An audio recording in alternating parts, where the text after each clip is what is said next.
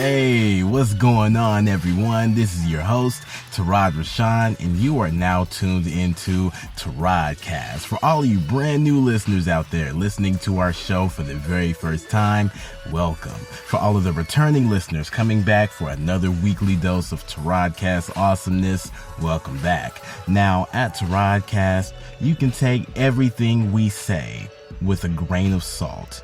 We simply just want to add some flavor to your meal. So if we are doing that, then we are doing our job. Today's episode is actually a part 2 episode from an episode that we did way back in January. But times have continued to show us about this particular topic and the fact that we as Black Americans and those who are white Americans continue to have a shared history. So without further ado, today's episode topic is a shared Black history in America, part 2. This is Tarodcast. Let's get it.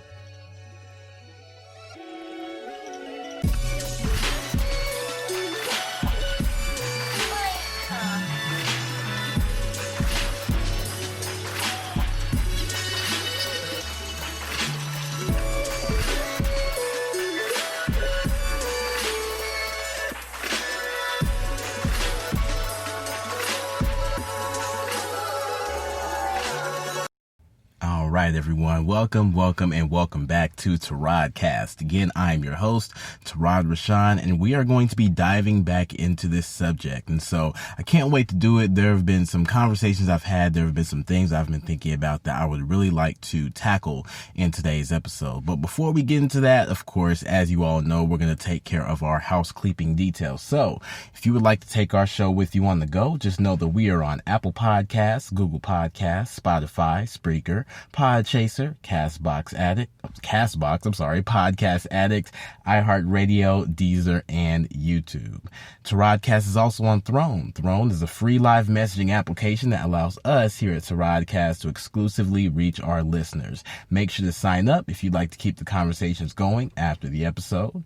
If you're looking for natural oils for ultimate hydration and care for your hair and skin, hit up The Resilient Lotus at www.theresilientlotus.com. And last but not least, if you are a lover of authentic chunky salsas and oh-so-tasty birria tacos, make sure to reach out to Morenita's Salsitas. As always, all this information will be in our episode notes. All right, so we're going to dive back into this topic. And when I actually went back and listened to this episode not too long ago, just to see where I left off, and boy, there are a lot of things that I did not cover that I want to try and get into today. There might even be a part 3 to this particular episode because there's just so much that we can actually just pull from. But in this episode today, I wanted to just talk about, how we are and where we are today as Black Americans, and the fact that for us, we are still a race of people who have been commoditized, and a lot of profit has been made off of our creativity.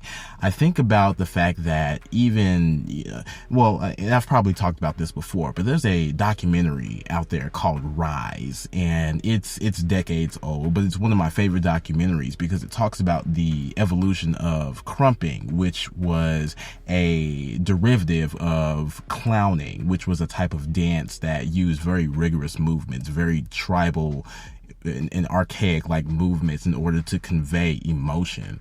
And I think about the fact that for us, dancing is one of those things that in our culture, it's very primal. A lot of the body is used, a lot of hips are used. There's a lot of movements that are very like low and pronounced, and we use our bodies in a way to just convey the vibrations within ourselves and the vibrations of the world and the connection that we have to it. And the fact that for many of us as Black Americans, the way that we move, and even though we don't really have a way to accurately trace that back to an actual heritage, something that we can actually pull from, the way that we move is, to me, genetically implanted into our DNA. The fact that so many of us, and of course not all of us, because we're all different and unique as people, but the fact that so many of us have this natural rhythm, this natural movement, this propensity towards, the rhythmic swaying of who we are and how we are a part of this world and a part of a culture. It is something that, to me, it speaks so many volumes. And I remember watching Rise, a couple of years back, and just, seeing a part in that particular documentary where they had transposed images of people dancing with footage of tribal dancers or tribal dances from Africa, and the similarities were mind-blowing, and it was really cool to see. And when I think about that, and I think about the dancing that we do now, the fact that it is something that is so shocking, people don't know what to do with it, but at the same time, when it comes to the unknown and when it comes to things that aren't understood, there are going to be people out there who want to copy that. They want to emulate that.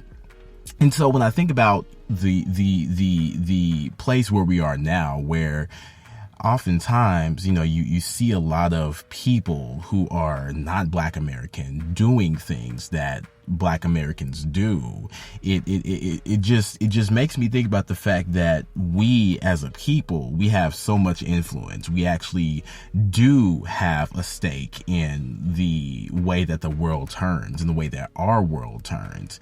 And a lot of times, you'll see, like I was watching P-Valley, very good show, by the way.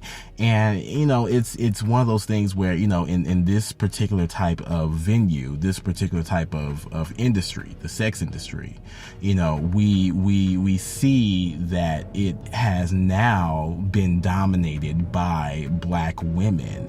And it is oftentimes the way that our women move that inspires the men who frequent those particular types of venues to throw their money in the air. And because of that, you see more women who are not Black who are adopting these moves in order to also take part in that payout. And it is, it's one of those things where when I look at it, there's a lot of stuff that's copied from us. There really is. And of course, as we all know, we oftentimes don't get the credit for it. And because we don't get the credit for it, we rightfully feel that a lot of who we are is being stolen from us. And that is a feeling that has continued to permeate through our existence in this country for centuries. I think about the fact that we as a people, we have this innate way of being. And again, like I said, it's become commoditized into a way where, people are starting to just kind of adopt and steal our swag. And, they want to be us, but they don't want us. And if they do want us, it's oftentimes to make a statement because, aside from all the stuff that we have contributed when it comes to the trends that we have been at the forefront of, we still do not have the proper respect or the proper notoriety that is due us. And because of that, we feel like, we're just being robbed. We're being, we're having things that are being taken from us in so many different ways. And, just jumping into another aspect of this, I also think about the way that we are looked at, and the way that our experiences are looked at because of how we are and who we are. And I go back to things that typically conservatives would say, and also things like what Candace Owens will say sometimes. And on this particular subject matter, when it comes to Candace Owens, I'm not one of those Black Americans who looks at her and sees that everything that she says is BS, because she actually does make a lot of good points. But because of the way that she presents these points, and also some of the things that she says, and the things that she chooses to talk about, there are some disconnects there that are very apparent in just how she decides to address issues. But one of the things that I do agree with when it comes to Candace Owens is that oftentimes we as a people, we continue to perpetuate a victimhood, and we don't acknowledge our power because we live in this mindset where we feel that we are powerless and we don't have the influence that we have, and we want to continue to be under the microscope or to be under the influence of white Americans. And when we think about the effect that really has on us, we are always going to put ourselves in a position to be riled up by white Americans, to always have our emotions pulled this way and that way whenever someone who is not black says something about us who are black, those of us who are black. And it's one of those things where it's just like, just ignore it. Just don't, if it has nothing to do with you, they can say whatever the hell they want to say. But if they are not important to you, then it should not matter. And that's one of the things that I do agree with, as far as, some of the things that she has said. Again, we are all people and we don't share the same experiences. And one of the things that I realize is that, for a lot of us, we want to connect with one another based on what we perceive to be shared experience. Well, not every Black American has had the same experience in this country, but that doesn't mean that we also still can't gain from one another, because there are people who have gone through different things that actually have a piece of truth, a piece of wisdom that they can actually impart on someone else who hasn't gone through those same things, but also vice versa as well. We need to know that there are different ways of life, and that there are different ways of being, and that we can all still learn from that. We can actually come together and grow from that knowledge. But one of the things that I also have come to learn is that, when it comes to what we like to think about as white privilege, there is a deeper level in which this actual term goes. And, as I was having conversations with my wife about this particular subject, we came to a very, very stark conclusion that there are things that we as Black Americans would deem as, white people stuff, things that only white Americans can get away with. And one of those things is the privilege to do and to be a certain way without repercussion. And when I think about this, it makes me realize, or it makes me think about the scene from Get Out, where Daniel Kaluuya and his girlfriend were driving to her parents' house, and they were driving, and they hit the deer. They called the police, and the girlfriend just kind of took over, and Daniel Kaluuya was wanting to just let the situation blow over, because, as a Black man, you don't want any type of interaction with the cops that could potentially go sour, because you don't know how they're going to react seeing you. And so, looking at that situation, she took control of the conversation and was talking to the police officer in a very disrespectful way, a way that when it comes to just interactions in general, she was very aggressive with the officer. And you see Daniel Kaluuya just on the side, like, why are you escalating this? And when I think about that, when I think about the fact that she, being a white American girl, felt that she had the initiative to speak to a police officer in any way that she thought was appropriate, regardless of the situation, realizing that that is something that, because of our history in this country, we cannot do, because we have always been at the blunt end of a police club. And seeing the comfort and the ease in which she was able to speak to this officer in the tone in which she did, it really was one of those things that spoke to me, because oftentimes we don't have the privilege to get away with certain things. We don't have, like for us, we have this, and dare I say it, it is a DNA, like structural fear of certain things that we just will not do, because we do not want to experience the trauma that could potentially come from a situation that goes beyond our control.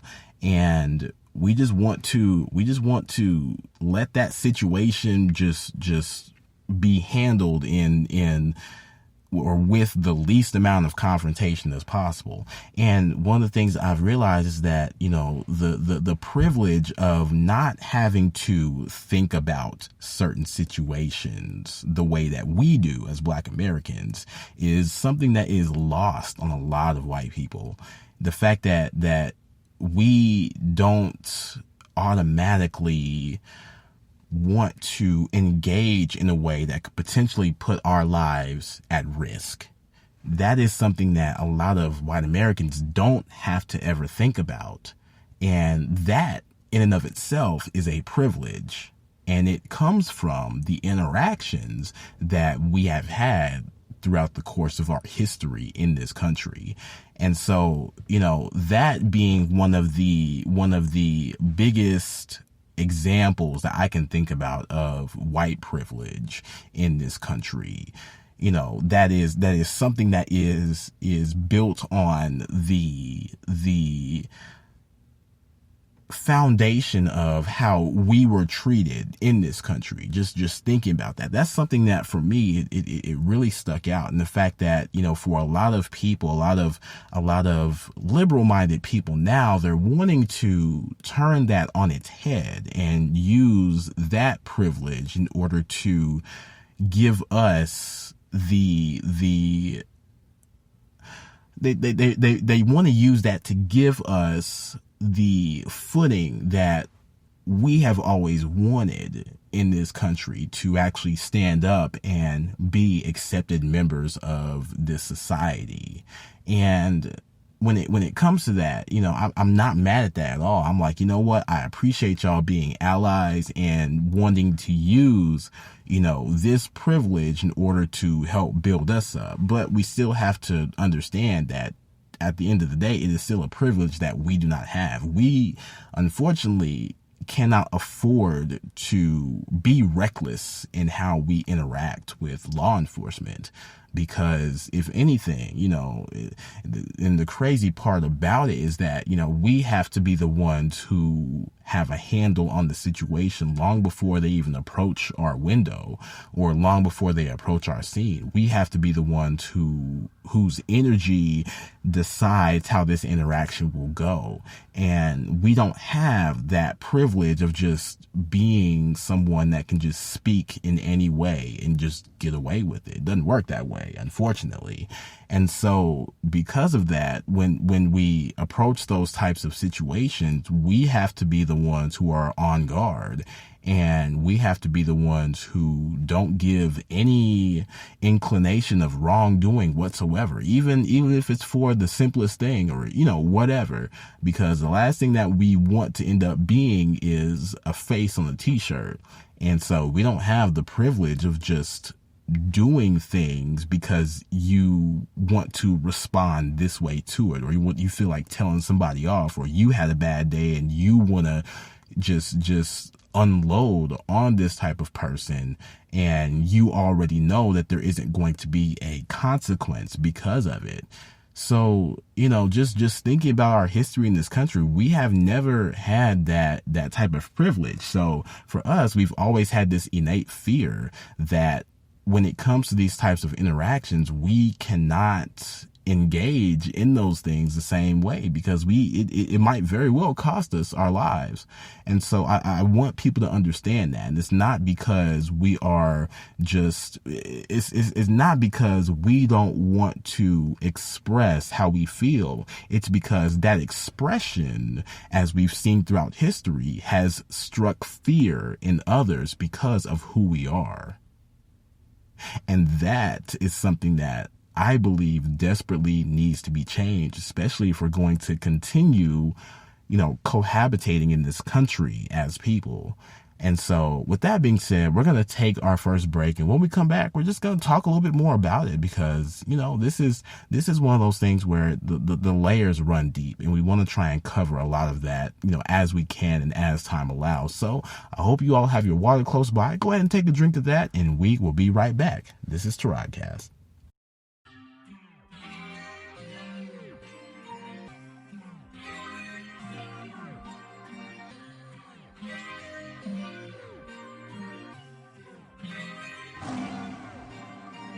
Yo, what's good, everyone? This is your host of Tarodcast, Tarod Rashawn, and I just want to welcome you to the commercial break. Now, you already know what time it is. It's hydration time. Get some high-quality H2O in your system now. Got a few things I'd like to go over. First, to all of our new and returning listeners, thank you so much for your ear and your time. To all of our Patreon supporters, I just want you to know that we are not able to do this without your direct support. So the biggest, dopest Tarodcast thank you goes out to you. If you're listening in and you're thinking about becoming part of the Tarodcast Patreon family, we'd love to have you. You can find us at www.patreon.com/Tarodcast. Now on Patreon, we have 3 tiers of support: a $2 tier, a $3 tier, and lastly, a $6 tier. Each tier comes with its own set of unique perks. So if you find one that fits you, sign up. For us, the main thing is keeping our subscription prices affordable. We know that you work hard for your money, and if you choose to support Tarodcast this way, we truly want to make it worth your time. To find out more about our Patreon and the perks with each tier, visit www.patreon.com/Tarodcast. We've got it all laid out for you. Also, we've got a merchandise store. Pick up some tees, hoodies, leggings, and more at forevercertain.redbubble.com. All proceeds go right back into the Tarodcast podcast and allow us to keep making high quality content for people just like you. For our listeners out there who would like to support us in a non-monetary way, we'd love that too. Share our show with people you know. Also, share us on your social media.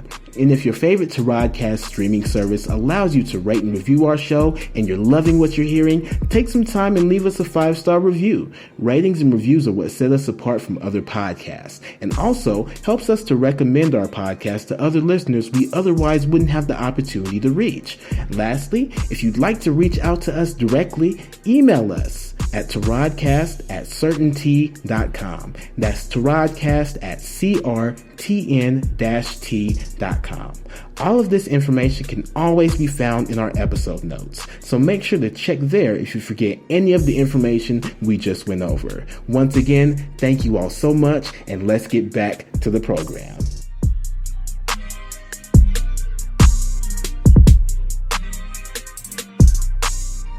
All right, y'all. Welcome back to Tarodcast. This is your host, Tarod Rashawn, and we're going to get into the second segment of our show.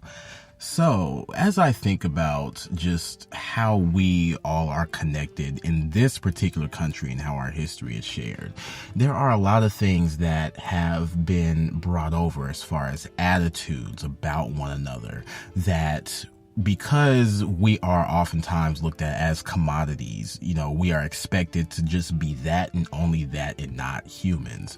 Case in point, the NBA, the the National Basketball Association has been under a lot of scrutiny. Even the NFL has been under a lot of scrutiny. You know, as we've seen in the last couple of years, Colin Kaepernick being blackballed from the NFL. And even in today's society where the NBA players in the NBA bubble are being allowed to share messages of social justice and social injustice by the clothes that they wear and the things that they do.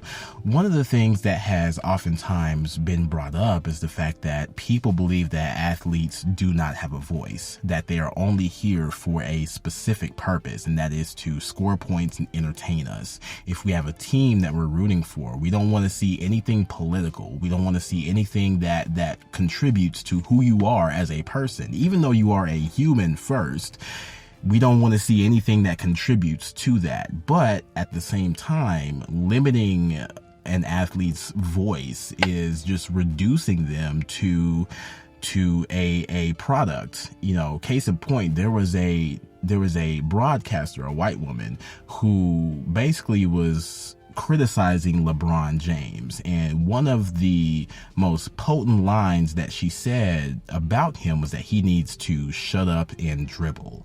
And to me, that is one of those things that it really rocked me to my core, because when you think, or when you have the audacity, if you think that you are bold enough to just reduce someone, a full person, to reduce them to a level where you are just an athlete, you are an athlete only, and you serve no other purpose than to score points or to dribble a ball, to me, that says that you adopt or you inherently believe that people who are in these positions making the money that they're making are just products, that they're just property, that they are owned by the organization that has employed them and paid them to score these points. And to me, that harkens back to the idea of slavery. And unfortunately, as we look at where we are in this country, you know, racism and prejudice, it hasn't gone anywhere. It has evolved. It has become more subtle and subdued. And it is something that when you really look at it, you see the impact that it has on who we are.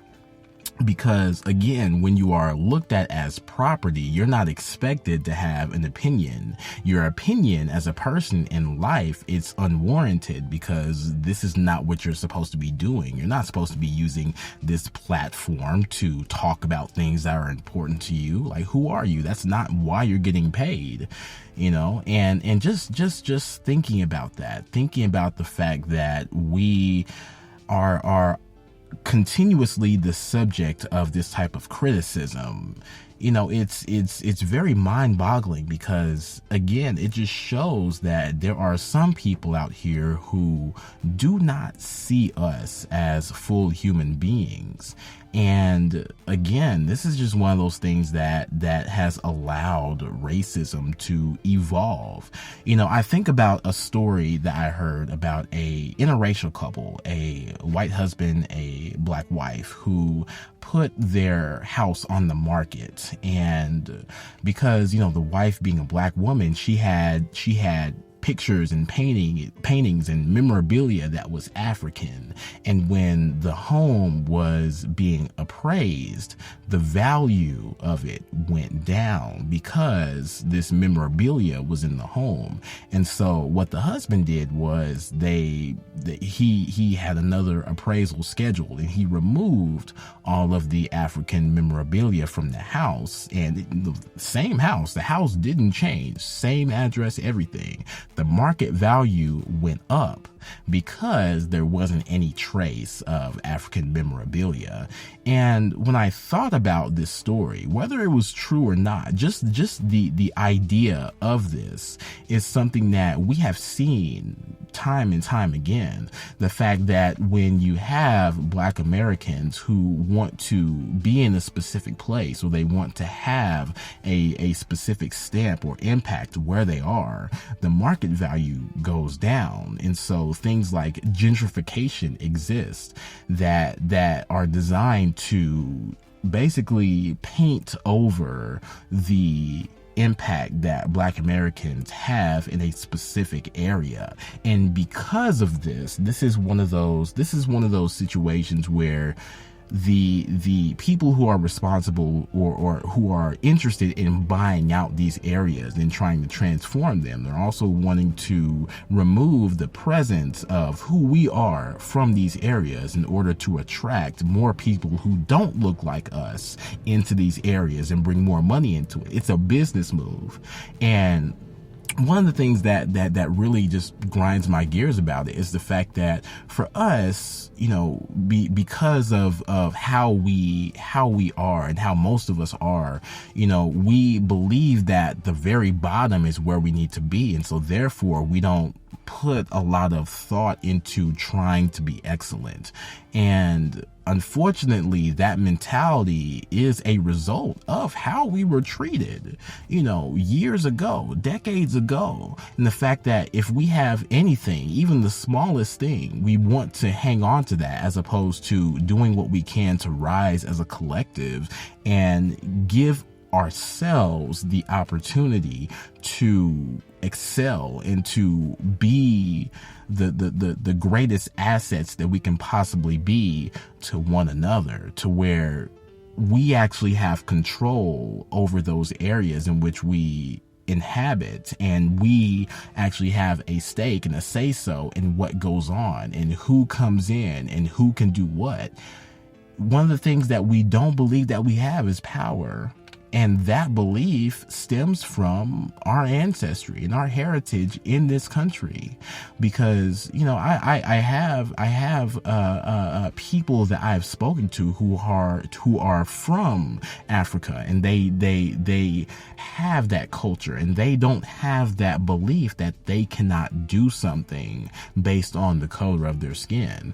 And I see a lot of these people who look on the outside exactly like me doing so much more because they believe that they can. There isn't anything holding them back. And that is something for me that I wish that the majority of us had, that innate pride, that innate belief that we are not limited based on our circumstances, and that we actually have every right to just do and to just be and to achieve and to strive for the things that we want to. And when I really just take a moment to examine this, I feel like even that mindset where, even with the smallest bits that we're able to grab onto, we have to hold on to those things tight. I feel like even that is something that is passed down to us in our DNA, and we are the ones who are responsible for rewriting that, because if we don't, then we're going to continue to perpetuate the narrative that we don't have power, we don't have influence, we are not able to invoke change that is so desperately needed. And for me, especially being a Black man with a Black daughter, I don't ever want her to feel as a Black woman that she is ever the bottom of the barrel. And that is something that we have done to our women, and it's a result of the power that we want to have that is emulated from the power that white men have. And and again, I know I've talked about this before, but it's one of those examples that is just so in your face that you have to acknowledge it.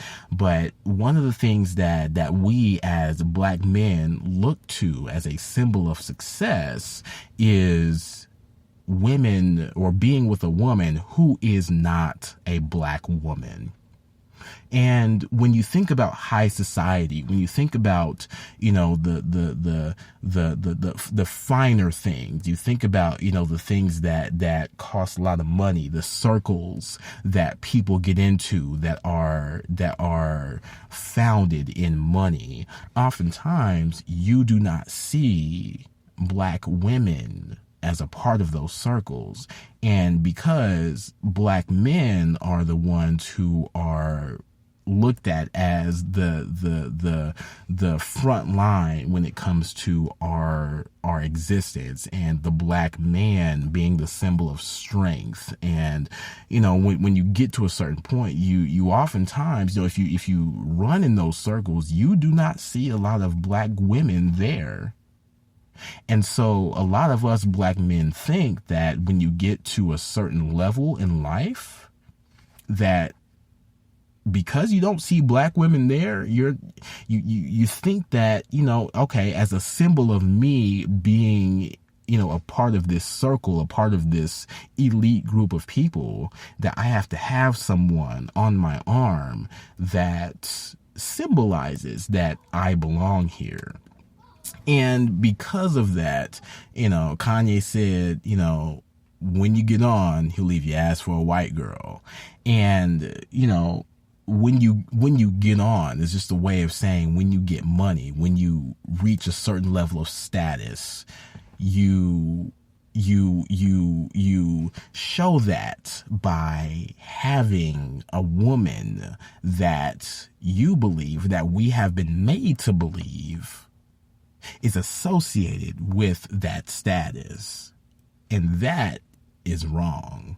That is completely wrong. There is no indication that being with a woman who is not a black woman is any redeemable way of showing that you've made it to a certain level. In fact, it's quite the opposite.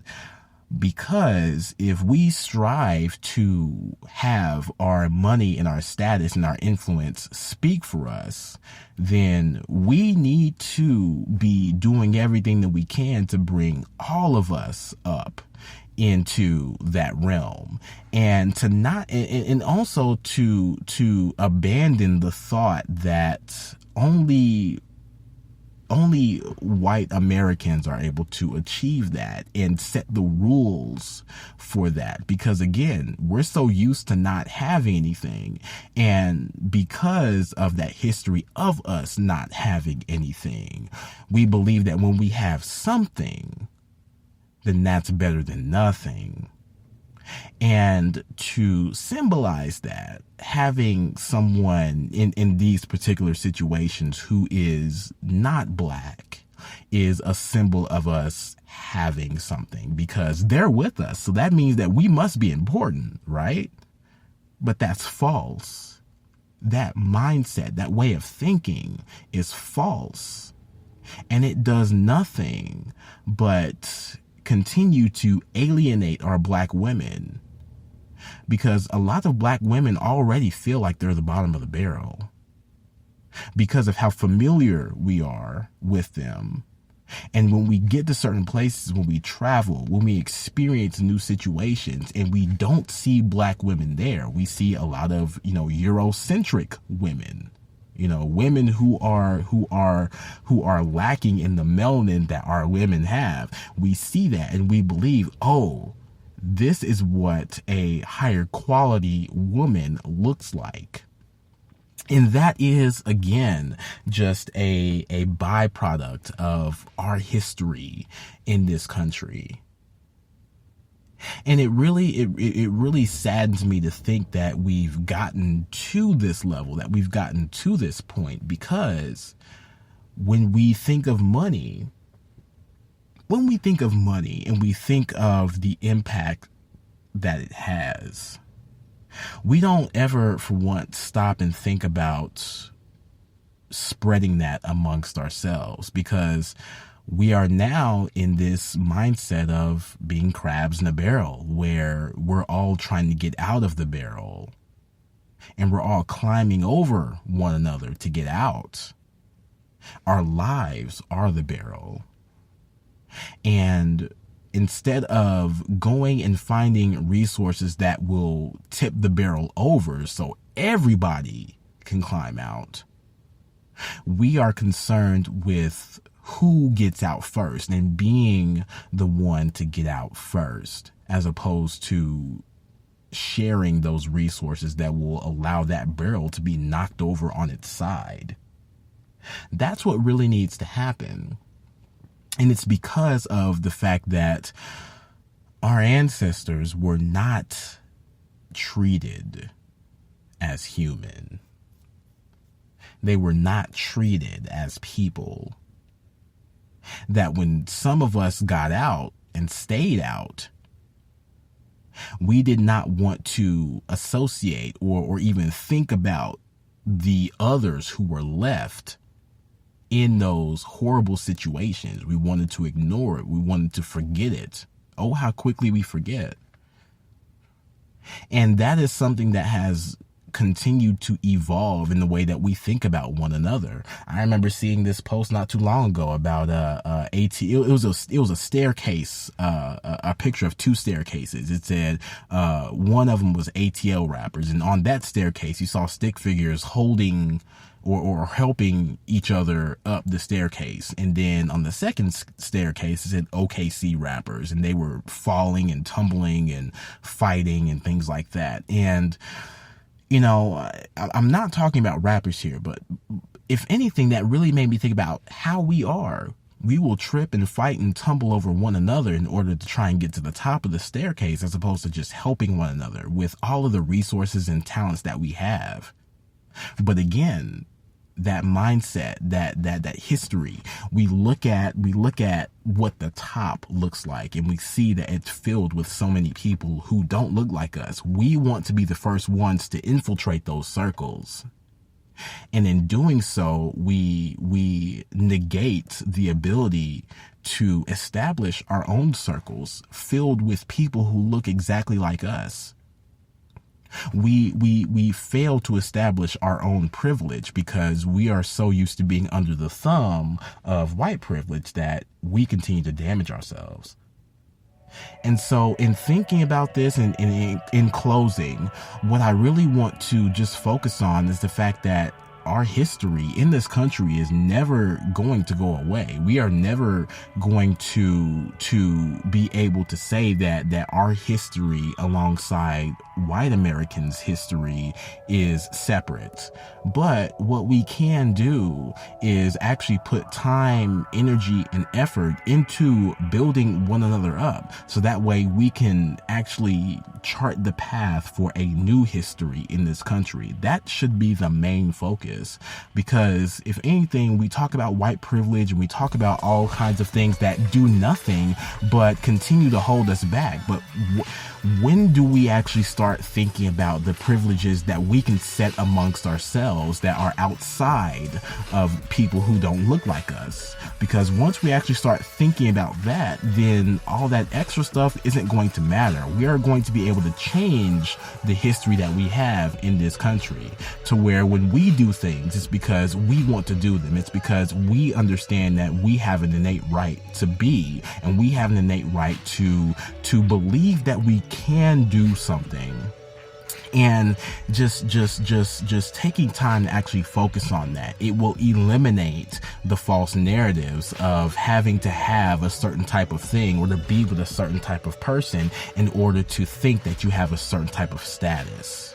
We won't have to shut up and dribble. We'll be able to dribble and speak because we are people, and we have every right to express how we want to be and how we feel and how we think. And so with that being said, I really hope that we take a moment to just realize that we have a lot more power than what we think we have. And when we realize that, we will be able to do wonderful things that will allow us to write our history down accurately because it's written by us. You know what I mean? So with that being said, y'all, that's our show. I really appreciate y'all for listening. As you already know, you know how to find us. You know how to support us. Make sure to leave us a 5-star review while you're at it. And again, I always want to encourage you all to be more introspective and vulnerable with yourselves. Know who you are, love who you are, and trust in who you are. Again, I've been your host, Tarod Rashawn, and this has been another episode of Tarodcast. And as always, the last thing I say with every episode is I hope that you make every effort to find and keep your peace. Till next time, y'all.